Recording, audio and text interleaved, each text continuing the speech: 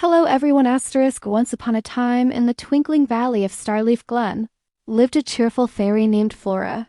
Flora wasn't like the other fairies who spent their days casting spells, flying with butterflies, or painting flowers. No, Flora had a very different passion.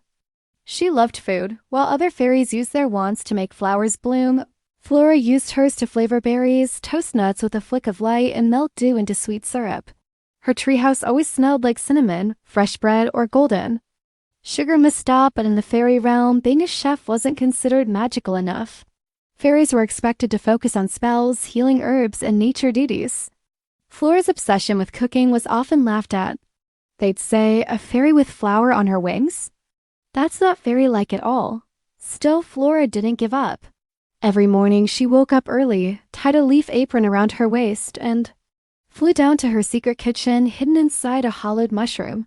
There, she baked mini pies with glitter berries, stirred soups made from sunbeam carrots, and brewed petal tea with hints of mint and moonlight. One day, the fairy queen announced a grand festival, the Golden Glow Feast, a celebration held once every 100 years. Fairies from all over would gather, and the queen herself would select the most magical creation of the evening. It was every fairy's dream to be chosen. The announcement read, "A dish, a drink, a dessert, 3 creations.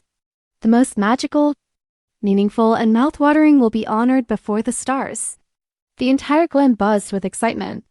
Fairies were busy enchanting fruits to sing, freezing honey into glowing crystals, or crafting rainbow-colored candies that floated mid-air. Flora was nervous. She had never cooked for more than a few birds and bees. But deep down, her heart whispered, "This is your chance." She gathered her favorite ingredients: bluebell sugar, firefly honey, cloud cream, and warm dreamberries. For days she mixed, tested, failed, and tried again. Her tiny tree kitchen glowed like a lantern at night. Day of the feast arrived. Fairies decorated the sky with floating flowers. The lake reflected shimmering lights. Music filled the air like a breeze. One by one, fairy chefs presented their creations.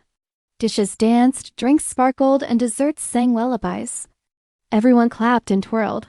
Then came Flora. She took a deep breath and flew up with her tray. First, she served a soup made from whispering roots and joyfruit.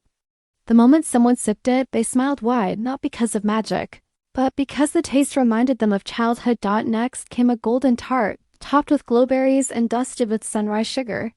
It didn't sing or float or dance, but it melted in their mouths with warmth. Last, a drink she called Dream Drop, a creamy blend that hugged the heart, with soft flavors of lavender and love. There was silence, then applause, but not from everyone. Some whispered, "Where's the magic? Why didn't it fly?" She used no spell. The queen raised her hand and the crowd went still. She took another sip of the dream drop, and a tear rolled down her cheek. "This," she said softly, "is the truest magic." Everyone watched in surprise. The queen stood up. "Flora has reminded us that magic is not just in sparkle or spells. Magic is in comfort, care, memories, and flavor. Magic is in the hands of those who pour love into what they create." The feast ended, and Flora was crowned the fairy chef of the century. Her mushroom kitchen became famous. Fairies from every land came to taste her meals, and guess what? Many young fairies started cooking too. Flora never changed. She still tied her leaf apron every morning, still baked pies with warmth, and she still believed with all her heart that food made with love was the greatest magic of all. And so in Starleaf Glen, a fairy became a chef.